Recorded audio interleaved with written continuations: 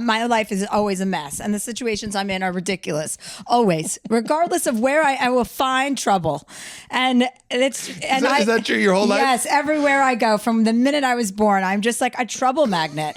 So, or not trouble, like just ridiculousness. Yeah, like this summer or when COVID happened, I rented this house in Maine, and I had invited a bunch of different friends to come through for I rented it for like a month, and my sister, and my brother came up.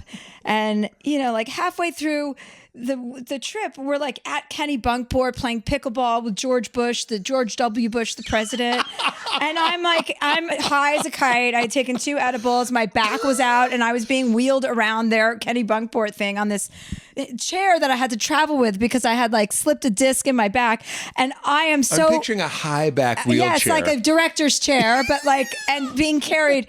And we're sitting there playing pickleball, and I told Barbara, George Bush's daughter, I'm like, Sissy. I call her Sissy. She calls me Sissy. And because we've known each other. And I also call her Sissy. Yeah. And she calls you Sissy also. And she was like, you have to come over and play, pickleball at Kennebunkport. I was like, Sissy, no, I can't see your father. I'm like, I can't do that. I won't be able to control myself. Another example of me not being able to, I will have to, I don't want to be rude to someone in their own house or on their own compound. Yeah. I can't do it. And then of course we get there. He's as charming as anyone could ever be. Right. And I'm just like, you guys, we have to get out of here. I cannot be seen with this level of a Republican. I'm like, we have to go. Yes. And my family. And it was just this, and then he's showing me his artwork, and I have my sunglasses on because I had taken a really strong edible. And he's going up, I'm following up the stairs, and he's like, look at this painting. And I'm like, and he goes, can you take your sunglasses off? And I'm like, I'm under the influence of cannabis and I cannot take them off. You told him? Yeah, I had to. That's like 10 million cops. I know. Well, he's not going to, he's trying to be cool. So he's like, yeah, cannabis. Yeah. He knows what's up.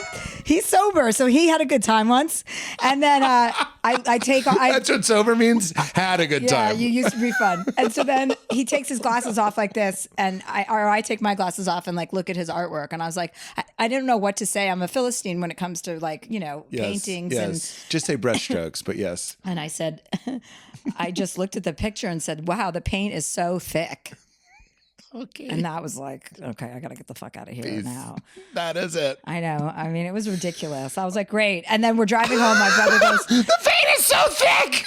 My brother's like, God, he goes, oh, stuff like this only happens when you're around. I'm like, obviously, Roy, what do you think? You're going to end up at George Bush's house? That's fair. But that's fair. I mean, I also, so it's always stuff like that. I mean, that's a big, high profile example, but things like that are always happening. And that's what I write books about and do my stand up about. And everything is about my self-deprecating lifestyle. You're so right. I just said to Val the other night, I was like, I forgot that there's it's almost essential to keep some self-deprecation in your stand-up. Some, I think more than some. Yeah, I hear you.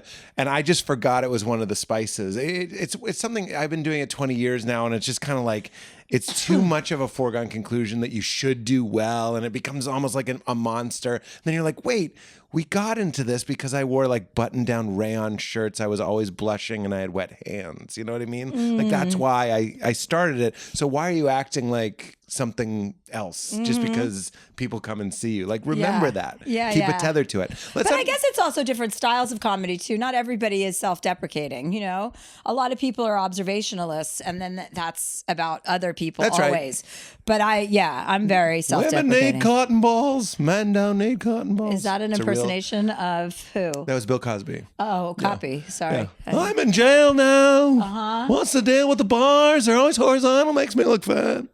That sounds just like Bill Cosby. Like a Jewish. Yeah. Almost. What's the deal with Claire? It's almost like a black. She speaks Spanish. It's never really explained. It's almost like a black Seinfeld. Theo, get in here. Okay. Ordinary people. Okay, I'm getting it now.